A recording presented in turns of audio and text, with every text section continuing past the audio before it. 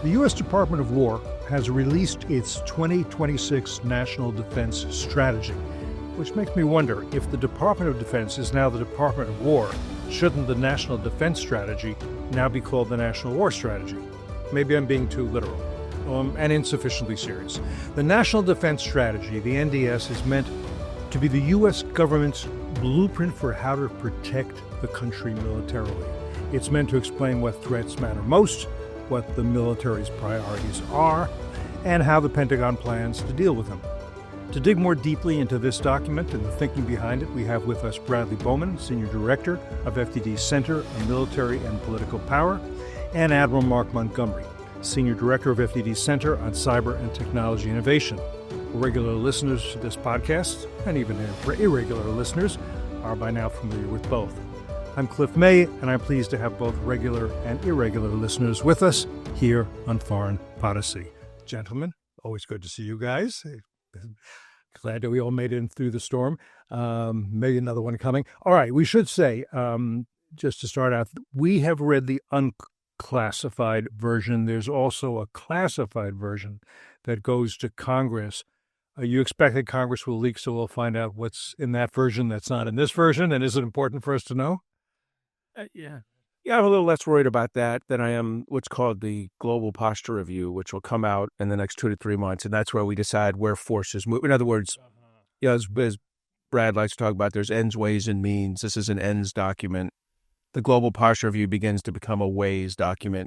Here's the operational impact of the decisions you've made in your strategic document. So I think we know what they meant to say. I mean, I thought they were pretty clear about what they meant to say, and we can talk about that in the next few questions. Okay.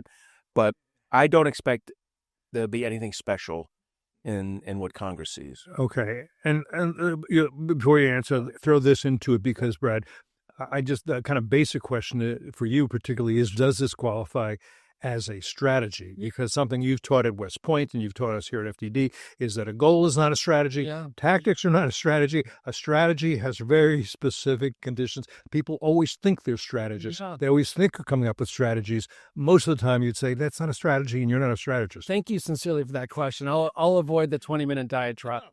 But I think it's a great way to frame it because, I mean, if you know, a lot of Americans out there won't know the difference between the BLT and the NDS. What is the National Defense Strategy? Well, it's a nested strategy. By that, I mean, it's basically the Pentagon saying, okay, thank you very much, Trump administration. You gave us the National Security Strategy, which covers all tools of national power, or at least it should, and usually does.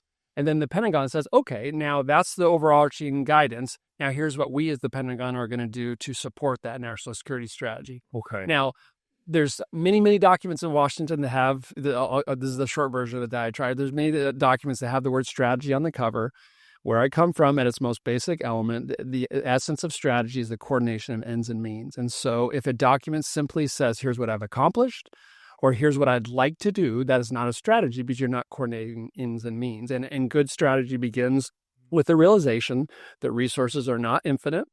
Therefore, you have to establish priorities and you have to allocate those finite resources to support your top priorities, objectives, interests against the most likely and most dangerous threats, mitigating risk as you go along. That's what I just described is the essence of the strategy.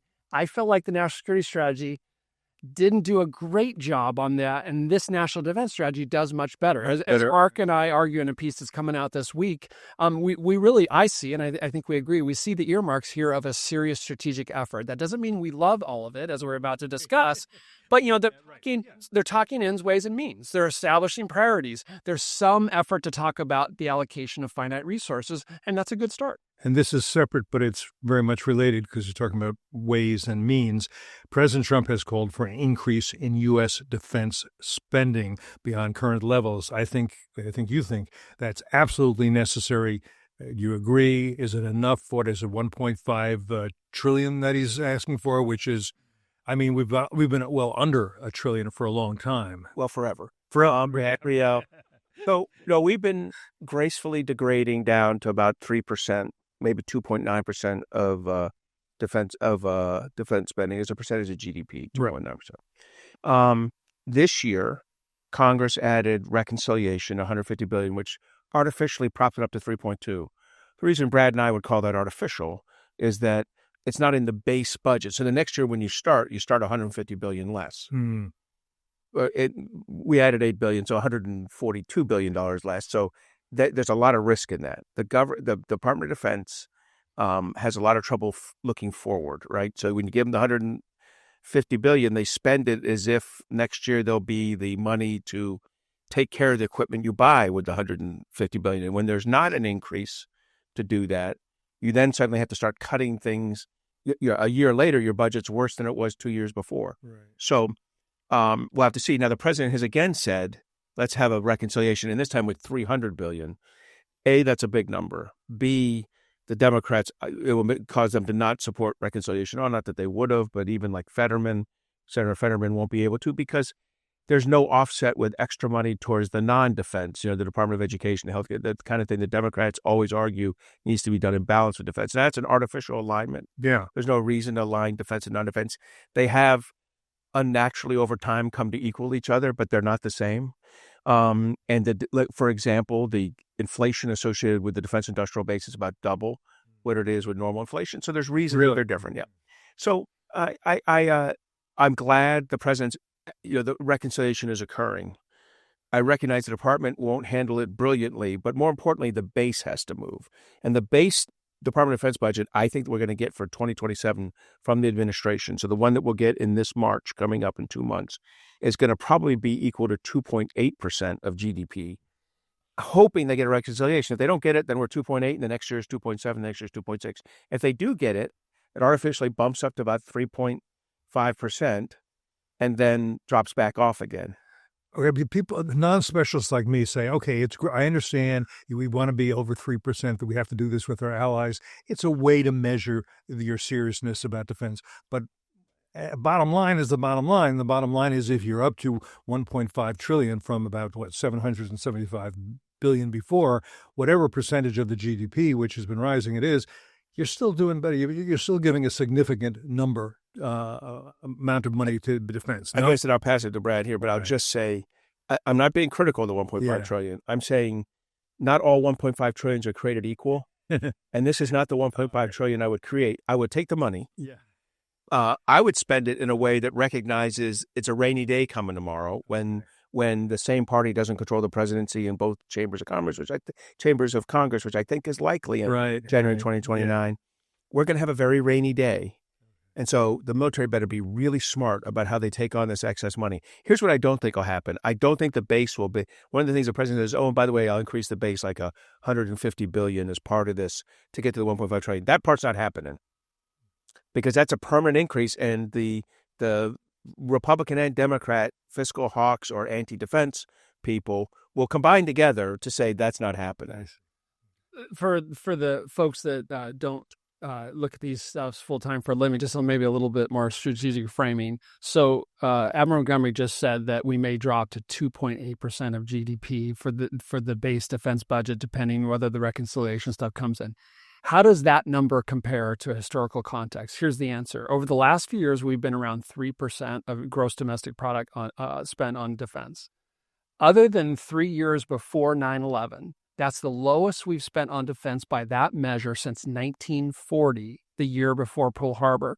So if you accept my premise, which was reflected in the Bipartisan National Defense Strategy Commission a year ago last summer, that we're in the most dangerous geostrategic moment our country has confronted since World War II, then why are we spending a percentage of GDP that is so low that the last time we've seen it, other than those 3 years right before 9/11, was 1940, the year before Pearl Harbor? It makes no sense.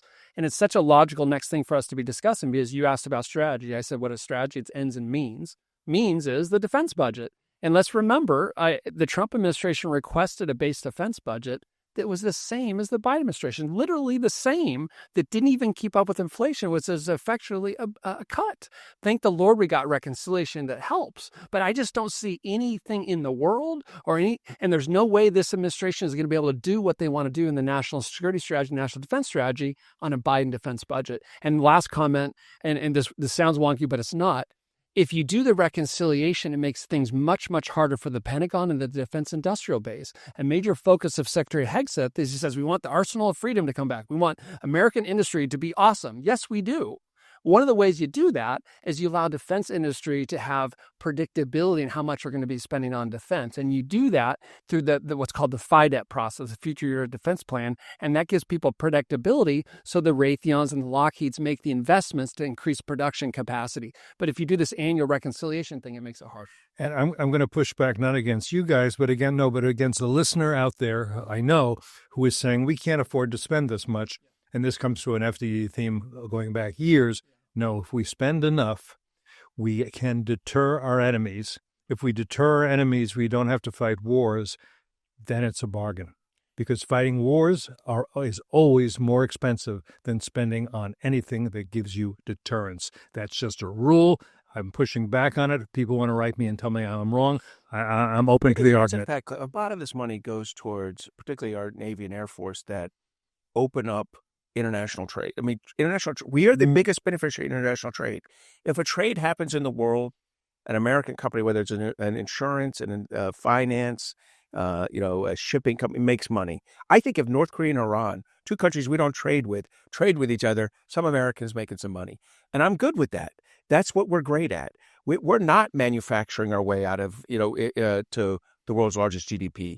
We're servicing and informationing, in industry are what drive us to the world's largest GDP. And that's based on world trade. I mean, this is why I get very uncomfortable when the president limits trade with tariffs, because we're the beneficiaries of trade writ large. Now, I get he's right to punish some countries, Yeah. but the kind of broad-based use of it impinges on world trade. Now, back to the military. The military is what keeps that open. The Red Sea's open again. Is it open again? Are ships going through France? I didn't know this. This is why, Secretary Hanks, I love, his cheerleading is impressive. I'm not me, but I get it. But he didn't cheerlead this. This is incredible. We've opened up the Red Sea after. How have you done that? Because Houthis are afraid to hit. They were consistently unsuccessful, and they were getting hammered by us and the Israelis on a routine basis, and the Brits. So they just what happened is the Lloyd's war risk count. They have a war risk council that looks at shipping areas. Has changed how you look at that area. It changes shipping rates. It changes insurance rates. We're starting to see it open back up. I am shocked that the U.S. Navy, and more broadly the Department of Defense, has not taken credit for this. You really? We tend to take credit for things we don't do. I was shocked that we take credit for something we did do that was good. So yes, my point on this clip is that a good chunk of our military is a military that keeps the world's trade going. Now, should countries contribute to that help? There's an argument President Trump might make if he thought about it. Yes. But in the meantime, we have done it and we have benefited from it. There is no doubt we are the greatest beneficiary of global trade. One might say globalism, but global trade for sure. So that's a whole. We do a whole program discussing that because there's globalization and globalism, and they're not the same thing. Yeah. Globalization means we're trading. Globalism means there are international institutions running things. I think those are two very different concepts. I'll take globalization then. I'll take globalization for a yes. Huh? Door number one. I'll take a... Well, all right. So there are various nuggets I want to dig into, and one is related to what we were just talking about, because the document asserts that unlike previous administrations, I'm quoting there, the Trump administration puts, quote again, Americans and their concrete interests first, rejecting, and I love this phrase, kind of cloud castle abstractions, like the rules-based international order. Now, we could do a whole hour on the rules-based international order, and we may at some point, and I made a column on it, because I think the rules-based international order is limping at best.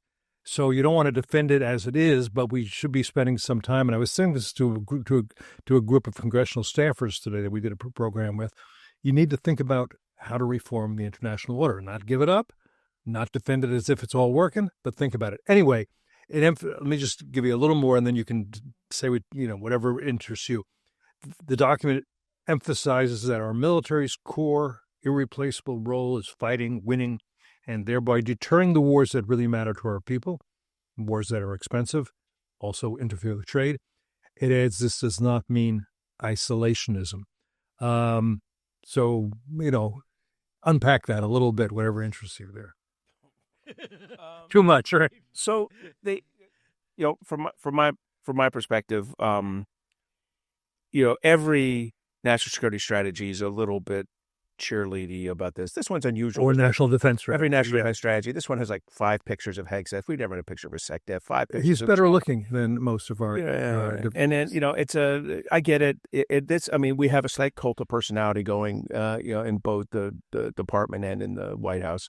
I can live with that. If you win, that looks good after Iran, doesn't look so good after Minnesota. So be careful your cults of personality. Ask Christy Nolan about a cult of personality. She's good looking too. Yeah. And so no. No. All right. So, but boy, I'm gonna get back on mission. I'm digressing. I do. So, my problem here is the Secretary of Defense, going back to Forrestal, in 1949, has believed in defending America and putting American interests first. This is a complete, Potemkin village of an argument that no one else cared about it but us. I'm going to give him some credit, though. The president said, I want to defend the homeland. And there's 3 elements to that. The first element is the border. Check. The border is much more secure. Now, the military wasn't a big part of that. We're a little part of it, but part of it. Number 2, he wants to defend us against the future threat of missiles from China and Russia, particularly cruise, hypersonic, and ballistic missiles, conventional ones that can hit our country. He uniquely, put down the Golden Dome executive order, put $25 billion against it in the first year. I'm going to give him the start of a check mark. There's a lot to be done in implementation. And Greenland's part of that. And Greenland's part of that. I've got a column on that in the Washington Times of people. And it's tempered properly, okay. Which is not to overstate its value, but to make it clear. And one of the things I say is he assigned a good friend of mine, a guy, General Mike Gutlein, to run Golden Defense. So I'm giving that one, a little bit of a check. I will say the third one, cyber. And by the way, of all of them, it's the only one China and Russia are attacking us in right now. There's something called Volt Typhoon, an ongoing operation. And I have to say, neither the National Security Strategy or the National Defense Strategy mentioned China's cyber threat or Volt Typhoon. Very odd. Both drafts had drafts that I saw. It was removed. And I'll tell you who removed it. Yeah. Secretary Bessent, really? The Secretary of Treasury, because the Secretary of Treasury does not want us to be calling out China so explicitly. This is a significant flaw in a strategic document. Just take a pause and just tell people, because they may not know, what Volt Typhoon is doing right now. I'm glad you had me do that, because Volt Typhoon's unique. Like, we've had lots of cyber attacks from Russia, lots from China over the last 3 decades. Mostly they were espionage from Russia, stealing secrets, messing around with things. Mostly they were intellectual property theft, stealing corporate and industry secrets so you could build an F-35 look-alike or an F-22 look-alike in China. But recently, China has taken off in this Volt Typhoon, which is what we call operational preparation of the battlefield. It is a warlike maneuver where you break into a system and either put a hook in so you can get back in later on, or leave actual malicious malware so that you can disrupt or destroy critical infrastructure at a time and place you're choosing. And where is this software? It's in our rail system, our aviation system, our port system, our military mobility. It's in our financial systems, our electrical power grids, our water systems, our economic prosperity. Why do they do this? Because in a crisis or casualty, China enables this malware, malicious software, and these systems stop working properly. Our rail system, our aviation system, our port system. We can't trade. More importantly, we can't move the military. Our power system that enables everything, our financial services that allows us to do business. China is doing this aggressively. By the way, we found thousands of these.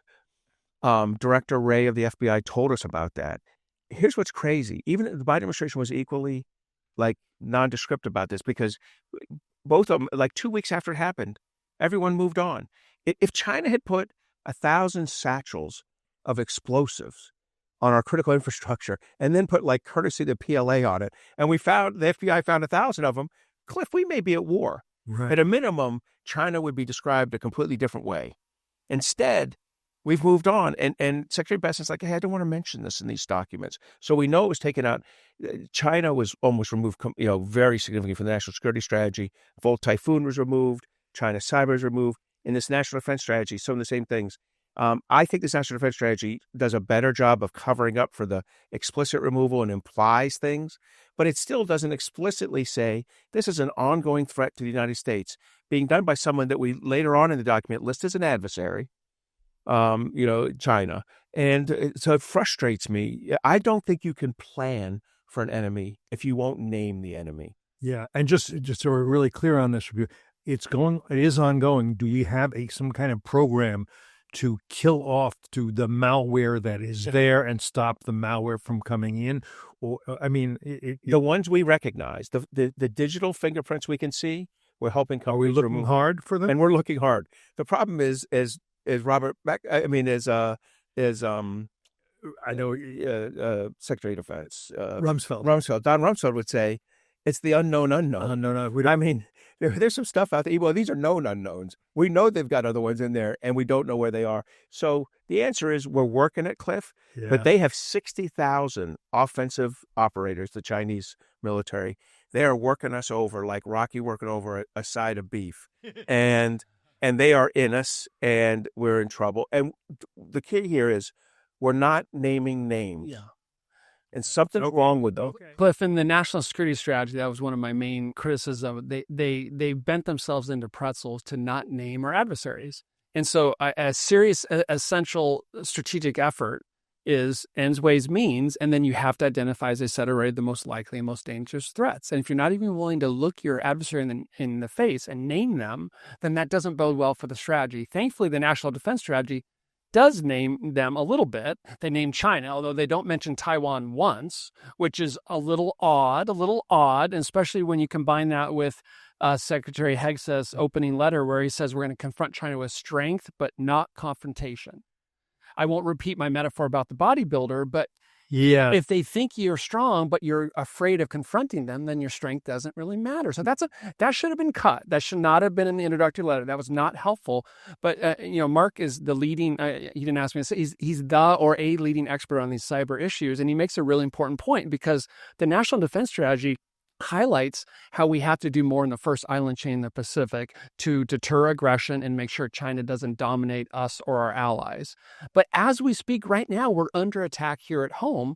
And that's not just some sort of vague thing. If all heck goes in a handbasket in the Pacific, we're going to start having air forces and army units and all kind of in the United States starting to mobilize, getting onto rails and airports and ports, but they're going to be under cyber attack before they even leave Arkansas. If we don't address these things. And so when you read the NDS, it's like all the problem is over there. No. The problem's not just over there. It's right here, and it's in informational warfare and cyber warfare, and we're under attack as we speak. Maybe the classified version is more specific. Maybe the theory is we don't want to provoke our enemies. I don't agree with this. I'm saying is that I guarantee you it's in the classified section because Bessa doesn't give a damn. What do you say in a classified section? This is about him negotiating with China. Because he wants to get a great trade deal with China. Yeah. And I'll show you why they deleted any reference to Taiwan. That's right. Exactly. 100%. Say again? That's probably why he maybe personally deleted every reference to Taiwan. Certainly in the end. That would be offensive to Beijing. I mean, Bessent is a smart guy. Is it that he thinks if we get a great trade deal, Xi Jinping won't want to screw that up, and therefore he will rein himself in and not take Taiwan. We can. I mean, I'm going to tell you, Bill Clinton was a smart guy. Yeah, Dick Cheney is a smart guy. I mean, I can go through the list of smart guys that thought that we could twist China around our finger. No, Obama's a smart guy. That doesn't make him right? I mean, so I get it. But I agree. I'll stipulate Bessett's a smart guy. Yeah, okay. But the list of smart dudes who fell into the China trap starts with Henry Kissinger, about the smartest they get, and it has 15 or 20 people that we all recognize and value. But they were wrong about China. Those of us who've been reading classified material on China for 20 years, it drives the military crazy to listen to the rest of the government talk about China like they're this, like China will come to our side in just a minute. We're like reading their internal communications going, no, that's not what they're saying to each other. I mean, the dude is willing to execute everyone. But what Xi's doing right now is about getting ready for a war. And we can talk about that later on, but he's clearing out the deck. Yeah. So, but you brought up provocation. You're exactly right. That's why we both went crazy, because this is, again, the fear of provoking China is killing us. And I'll give you a sense. So this NDS drives our strategy and our thinking. Based on this NDS, I don't expect the department to do what Brad and I have been recommending heavily, which is build our interoperability up with Taiwan, train with them, exercise them in the open, do the right thing. So I'm going to take this an extension. So, my son's on a ship in Japan. Yeah. What we're telling my son and his shipmates is, hey, we're willing to sacrifice you for almost sure, but 7,000 to 30,000 Americans in a fight with China over Taiwan. That's our stated Taiwan relations, what we're willing to do.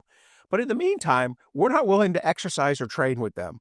Good luck, boys. What the hell kind of plan is this? And when you have a strategic document that starts at the top, doesn't even give you the fig leaf of cover like the previous ones have, that we'll work to protect Taiwan against a voracious, aggressive China. Now we're saying China's someone.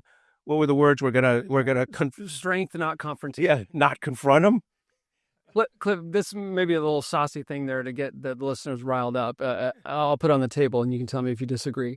One of my main criticisms of the Biden administration after Putin's unprovoked February 24, 2022 invasion was that he would not give Ukraine the invaded the means of self-defense for fear of provoking the invader. So we had this constant dynamic over and over again of, no, we're not going to give you that weapon system. Oh, maybe we'll do it. Oh, yes, we will. And somewhere between 2 and 8 months have passed, and Ukrainians are fighting and dying defending their homes because we're fear of provoking Putin, who's conducting the largest invasion in Europe since World War II. So if you're a right of center person and you don't like that about Biden, are we in danger of some little version of that right now with China? I don't know. And you need to learn from these experiences, because political science is not like other sciences. You can't use, mice and chimpanzees to test out your thesis. You have to. No, you can't. You use soldiers. So, and here, I'll take that further. I said, look, and this is so disappointing because the president handled Iran right. And there's a reasonable argument. I don't like all the tools were used against Venezuela, but he did what he wanted in Venezuela. Mm-hmm. And again, we don't have to agree with what his goals were or how the tax he did.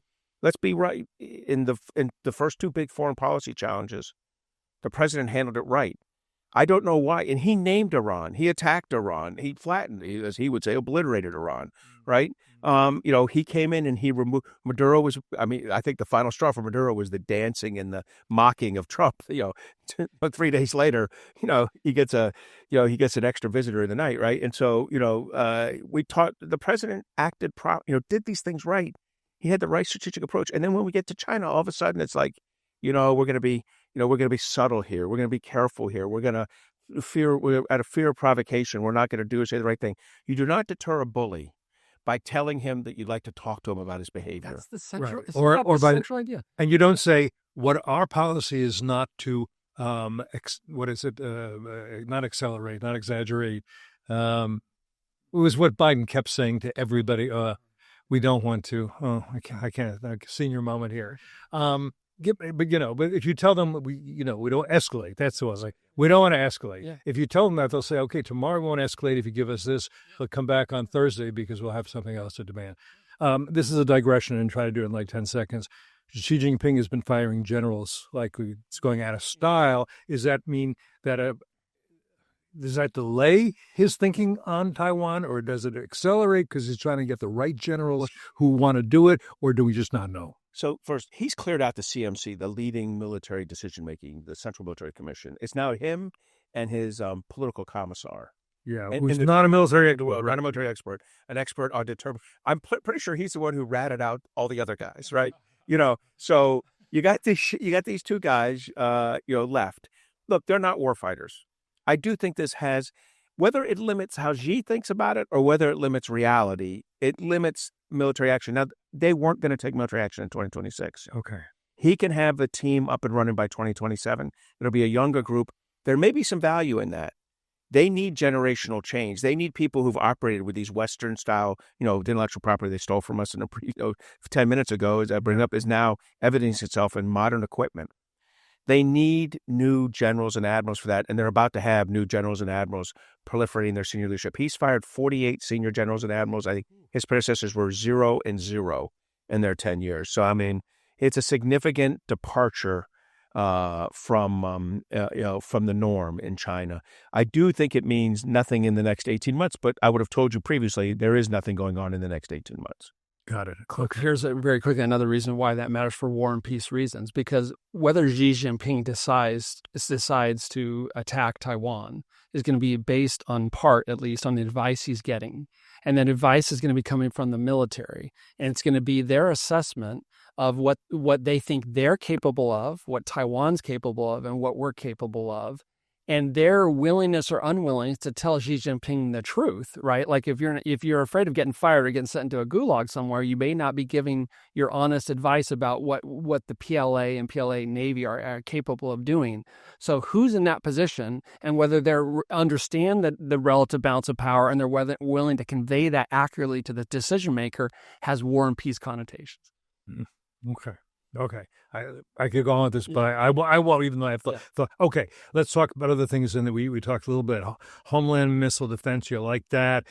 You were irritated by the tone, particularly. I know Brad, and by the way, I've read you. Yeah. Brad has done some very good tweets on this, on some of his thoughts on this. So you want to go on to X or Twitter, whatever you want to call it. And I know you guys have a piece coming out very soon that I've also got to read in advance.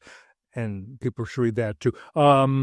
Anyhow, and the NDS says we will revamp our network of allies and partners to meet threats we face. Interesting. Not sure quite how to interpret all that. I understand I think your point is that there's no good reason to insult our allies. And I think the pushback on that would be, we've had a lot of presidents who went over to Europe and said, you guys need to do more. And they said, oh, yes, Mr. President, you're so right. It is on the top of my to-do list. And then they don't, right? And we've got, look, in terms of Iran, you got, as we speak, I understand it may change, France and Spain don't want Europe to designate the Islamic Revolutionary Guard Corps as a terrorist organization, which it obviously is. And you get the European Union saying, we're monitoring the situation very carefully. That's what they do now. They monitor situations. That's what Europe does. Anyhow, I'll stop there and let you talk about what it means to revamp our allies and partners. Yeah, no, I think we're in the midst as Americans as the most consequential shift in American foreign policy and national security strategy we've seen in years, if not decades. And these documents are reflecting that fact and helping to guide the implementation of that. And they're part of this is, as Secretary Hegseth's quote about, cloud castle abstractions like the rules-based international order. I guess that rules-based, that acronym is now a 4-letter word. We all have different definitions for that, but one of the definitions is freedom of navigation. So, right, like, do Americans depend on maritime trade? Yeah. About 95% of consumers, I think, are outside the United States. We depend on it. Also, respect for territorial integrity, borders, and national. That's served America pretty well. So you don't want to call that rules-based international order because that's now toxic on the far right. Okay, fine. Call it something else. But we care about freedom of navigation as Americans, but because it serves our interests and it's consistent with our principles. So, call it crowd-based, but I'll tell you, if we lose what I've called the rules-based international order, we're going to miss it when it's gone. Here's where here's where I'd quibble with you, is that there is a rules-based international order only to the extent that America enforces it, because there is nobody else who others will again monitor. They might issue a harshly worded letter, but if you talk about, for example, the Houthis deciding, there's no freedom of navigation anywhere our missiles can hit, the only nations that are going to do something about that are the U.S. and Israel, and as you said, Britain chimed in, gave some help too, which I'm glad to see, because I don't like a lot of things that Keir Starmer is doing right now. I'll leave that for later. So, in other words, if there are going to be any rules, America has to have the strength and the will to enforce those rules. Right. And everybody needs to know, I don't want to break that rule because the Americans that can come down on me like a ton of bricks. I agree. I actually agree with that. But I would say let's not confuse the end or the objective with the means. You're making a means argument. You're saying, how is it enforced? And you're saying it's largely enforced with American power. I agree. But can we also agree that Americans should care about freedom of navigation? Yeah. And so I'm making an argument for the objective. To some degree, this administration is saying we either don't care about that over there, or we're no longer going to do that. That's our concern. They're removing it. Like, it'd be one thing if you said, look, you guys aren't playing at the tactical level. We're not going to take care of this little problem here unless you pay for it or do it. Right. Or contribute to it. Right. Which they usually do come about and do that the few times that we've done that. what concerns Brad and I is that a strategic document is saying, no, we're removing that as a principle. Right. As a principle, I believe in everything Brad said, and I think we do. And we have to be careful. Europe is changing. I mean, this document is about 6 months out of date in the sense that defense spending in Europe has gone up from about $280 billion 3 years ago to about 530 now. I mean, these are big numbers. Driven by it's inconsistent. It's Germany, a little bit the UK and France, and then as a percentage, it's Poland and the Balts, but quantitatively not a lot. And look, there's still some laggards, embarrassing countries like Spain, Belgium, Portugal, and then Canada as a NATO country, a full European country. Yeah, and so or Chinese, your choice. But my point on this is that they are changing. Yeah, they're getting there. They're starting to realize they have to do more. Most of them, the ones that are making the investments, are the ones that know they need to be involved. With the exception of France, all the rest of them truly are like increasing investments and looking at the United States saying, we are with you. And I even include the Germans when we don't go crazy. I mean, after his Greenland comments, Germany had to back off a little bit, but everyone did. I mean, he was literally appeared to be threatening an invasion of a Senate-ratified treaty-bound ally. He backed off of that, but he played around with it, and he thought he was funny. But you got to be careful. This is, I will say this: the president treats everything like he's trying to get leverage in a New York real estate deal. Yeah. And I get that. And there's a reason I don't do New York real estate is I don't want to go around punching friends in the face and then saying, let's go have a drink, right? But that's him, and good for him. He was good at it, made some money at it. But as a diplomat, as the leader of a country, of the most powerful country that preaches democracy, and we do, and believes in democracy, which we do, going around and punching everybody in the nose and then thinking that you can come back a month later and be friends. I mean, he really thinks that Europe's okay with him again because Rutte has come over, the Secretary General, who's a Secretary General NATO. Your article on him was great. Your article talking about him, I agree completely. But Rutte's actually starting to lose confidence. The Europeans are losing faith in Rutte because they think he's going too all in on Trump. They don't realize he's saving them for Trump. He's been trying to tell them that. Right? Yeah, for sure. If all this discussion about touchy-feely tone may feel very dissonant. No, but to some listeners, like, you're talking about the national strategy. Why are you talking about tone? Well, the national defense strategy specifically talks about the tone that they're using, and they're defending it. And they're saying, we're using a rough and tumble tone, and it's necessary.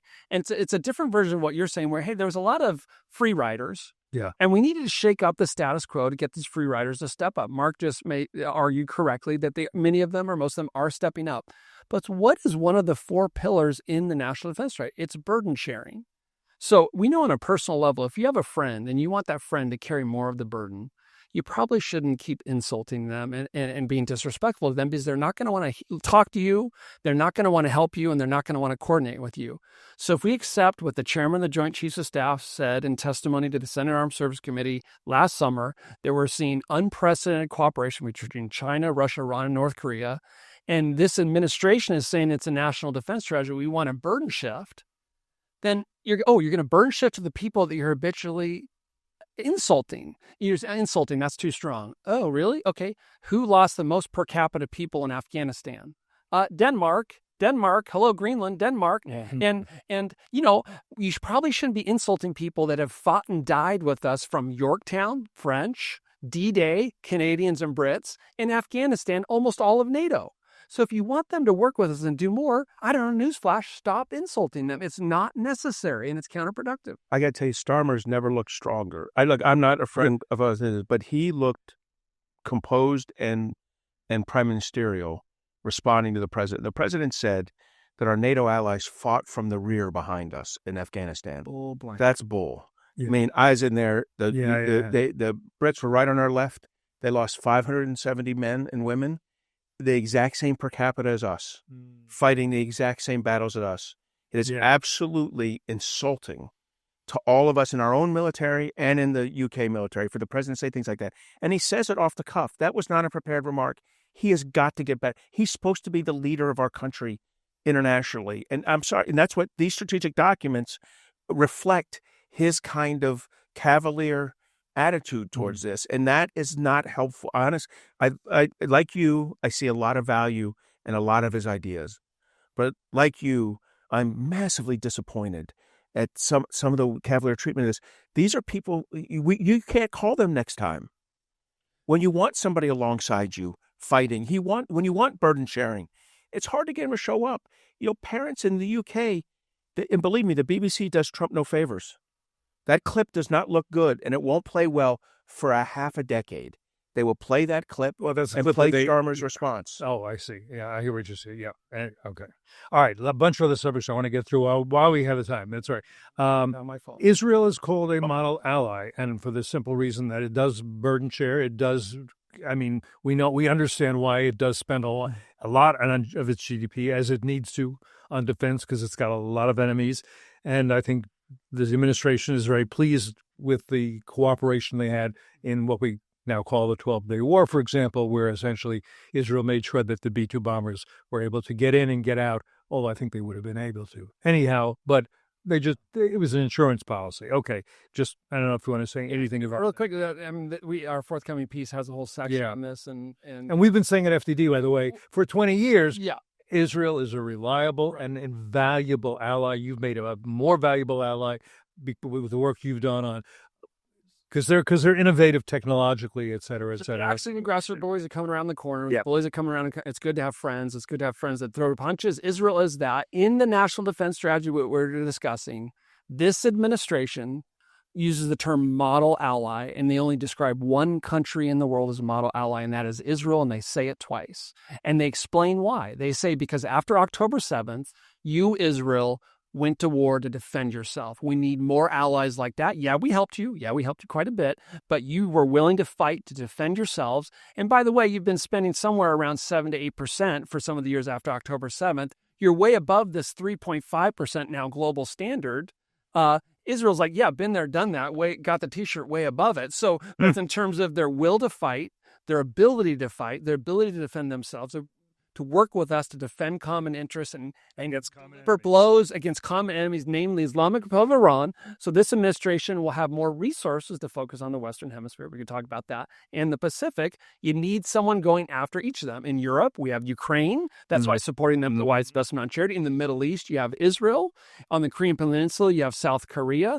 And we're going to need these allies and partners because we're powerful, but we need help. And empowering allies like Israel is not a charity, is a wise investment. And I'm really happy to see the National Defense Strategy acknowledges that about Israel, calls them a model ally. And if they really want to take that to the next level, they need to do a variety of things, and including replacing the current MOU with a strategic partnership agreement. They are a model ally. Brad and I spend we're very complimentary to this NDS, by the way, in our op-ed before we discussed the short. I mean, there are strengths in it. Sure. This description of Israel is the best public discussion of Israel the United States has ever done. You can go back through dozens of documents. You will never find us as a government lay out the case for Israel as a partner of the United States, as a key critical partner of the United States. So I think that's fantastic. It's appropriate. It's a good model. I don't think Israel's ever been below, since 1948, has been below 3.5% of GDP on defense, because since 1948, they've had enemies on pretty much every side. And we're not expecting the NATO allies to get to 3.5% until 2035. Yeah. And they're already there.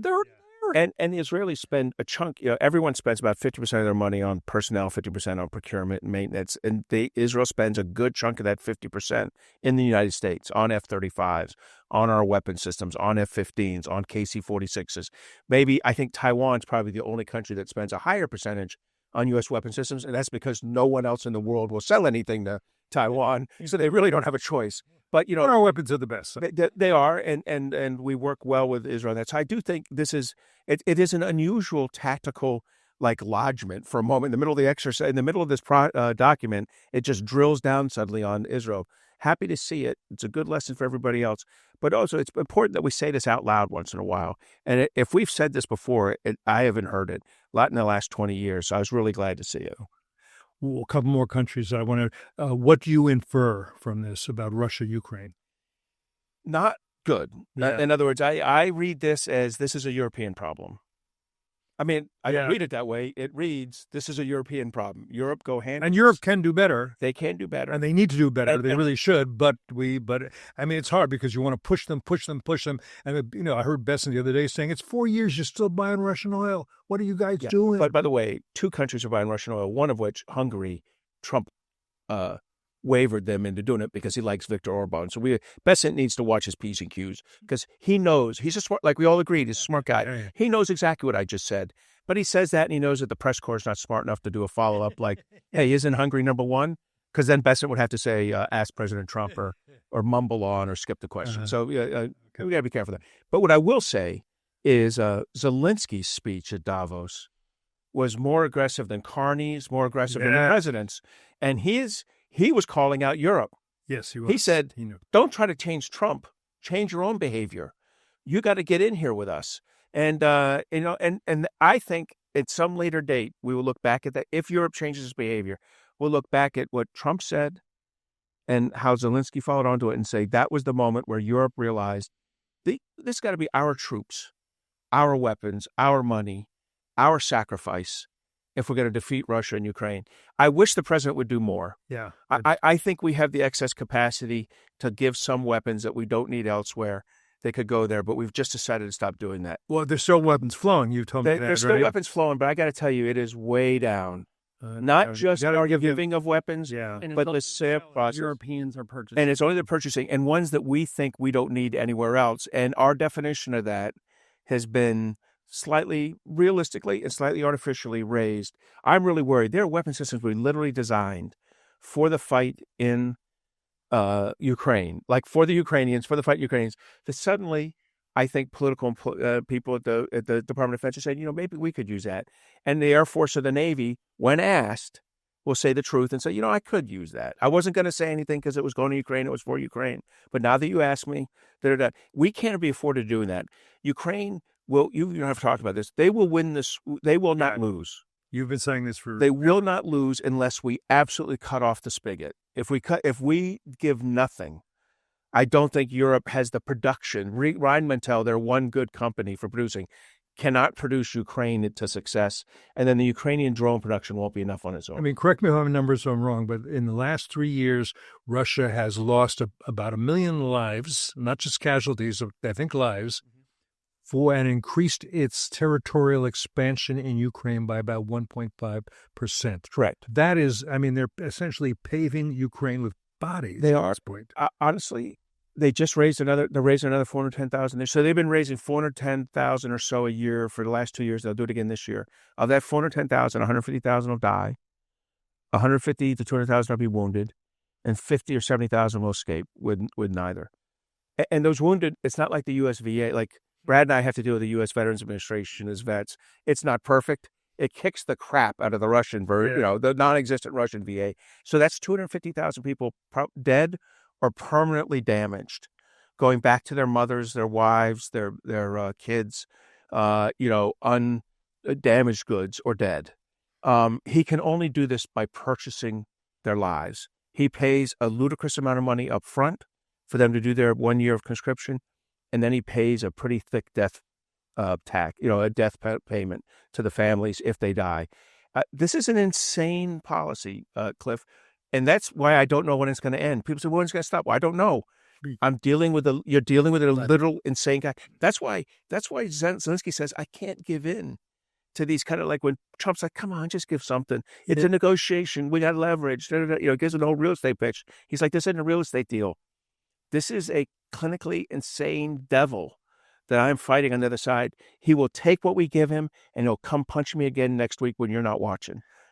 And he'll punch whoever else he can. The Balts, the Moldovs, the Moldovans. Absolutely. I'm sorry. The Ukrainians also, like the Israelis, are fighting a common enemy. Some people don't get that. I don't understand how. I'm an old Russophile. I started going to that country more than a half century ago, but I'm so disappointed.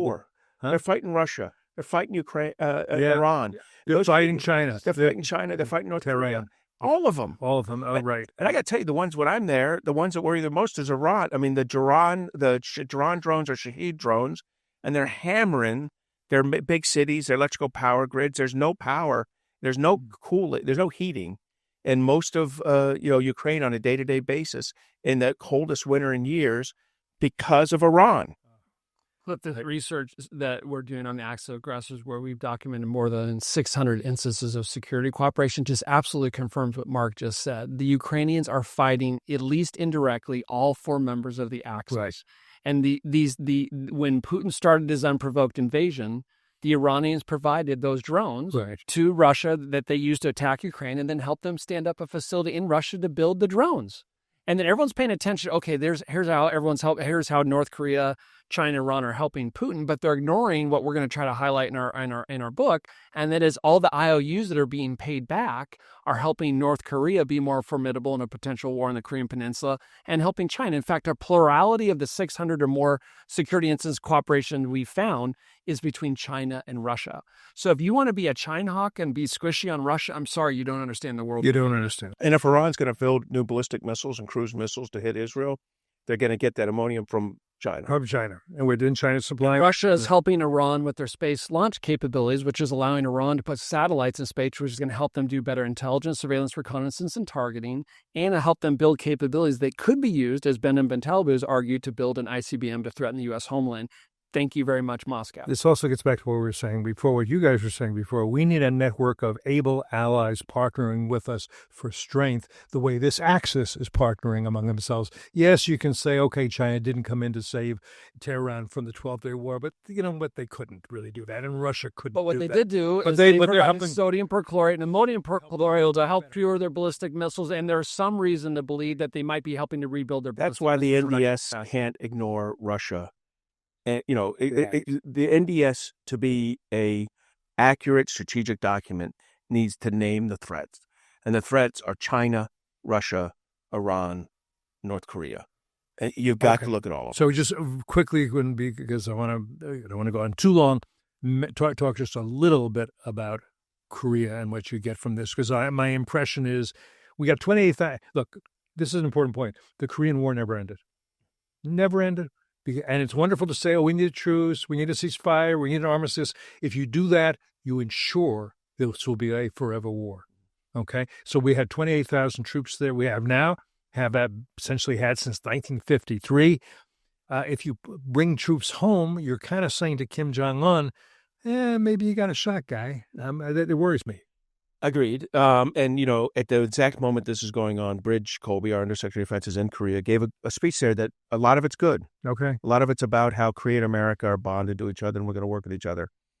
There's an allusion to Korea taking more responsibility, which I think in private meant he was communicating we may withdraw, this global posture review may withdraw forces. I don't want to prejudge that. There is a chance the global posture review does not say withdraw forces from Korea.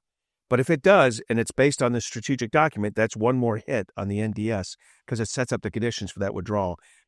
For the exact reason you said, North Korea's a bully. The president already tried everything he could with Kim Jong-un in Trump 45.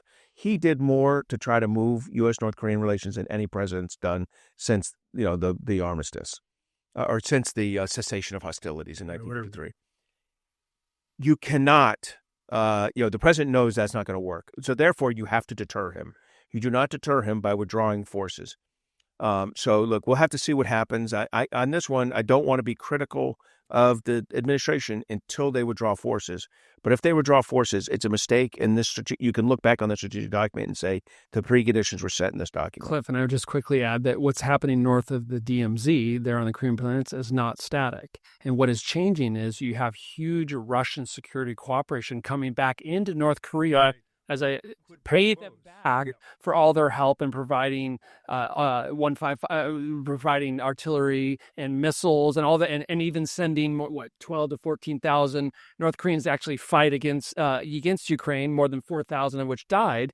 And so they're not doing that for free. They want something in return.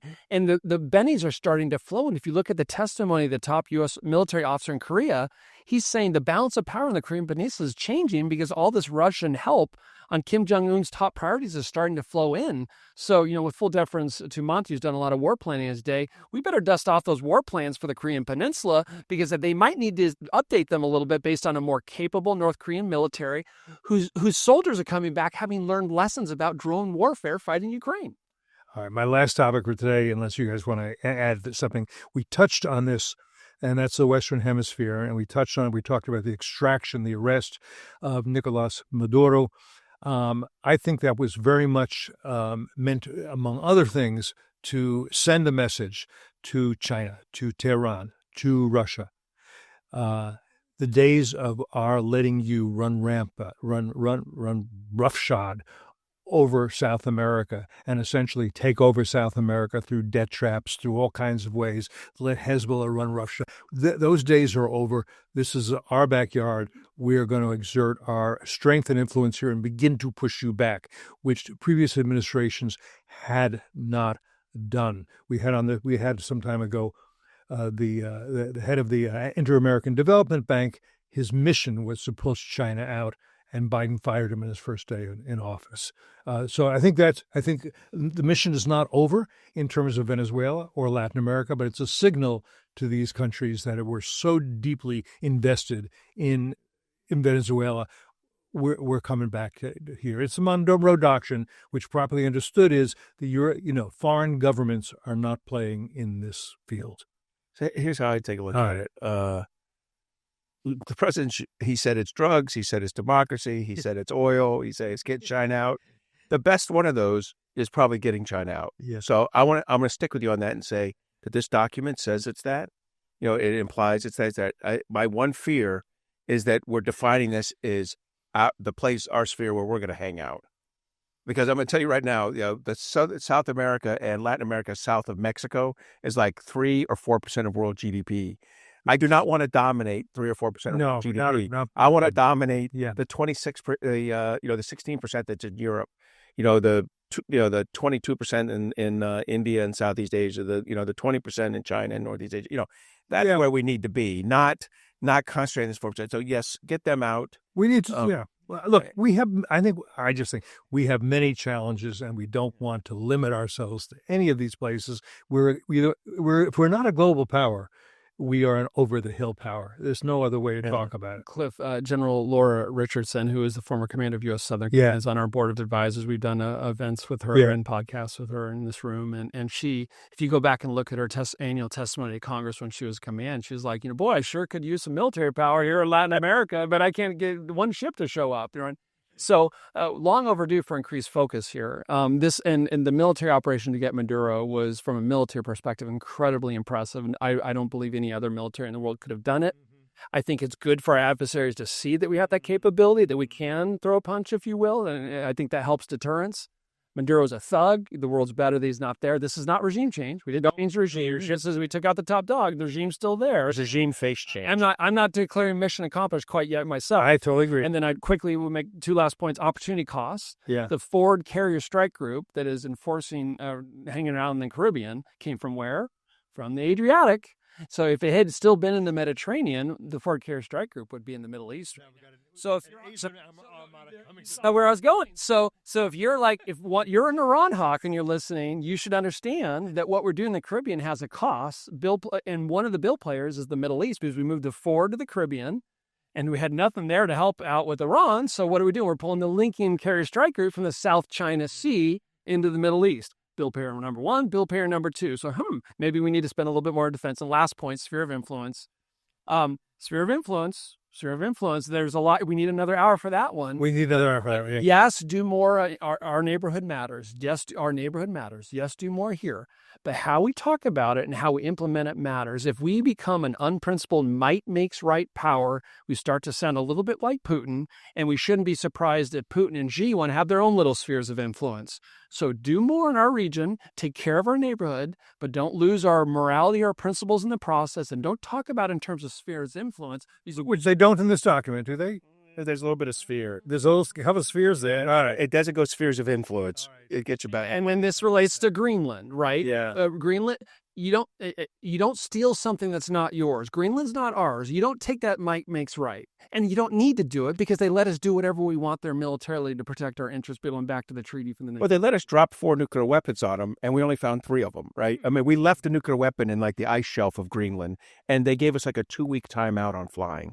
I mean, this is a good ally. Yeah. I don't know what I don't want to get into what we're doing there, but it's crazy. So impressive military operation. Maduro's a thug, think as a god. We didn't change the regime. Opportunity costs, watch those carefully, relates to defense spending, and be careful with spheres of influence because that is not what Americans have traditionally been about. Well, because our adversaries are not staying within their spheres. That's history shows that. But Russian media just love some of the things that from the now you're going to criticize us now that you're using our language and acting like they're going to do some of that anyway. They can do it anyway. But anyway. But we need a whole hour and more on spheres of influence. We're back. We're booked. I know. We'll talk to Danielle.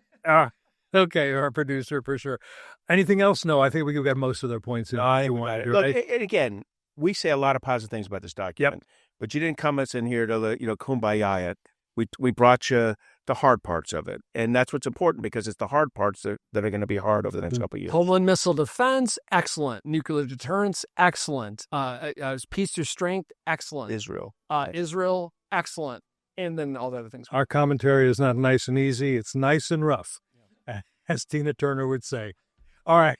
Thanks, Admiral. Thanks, Brad.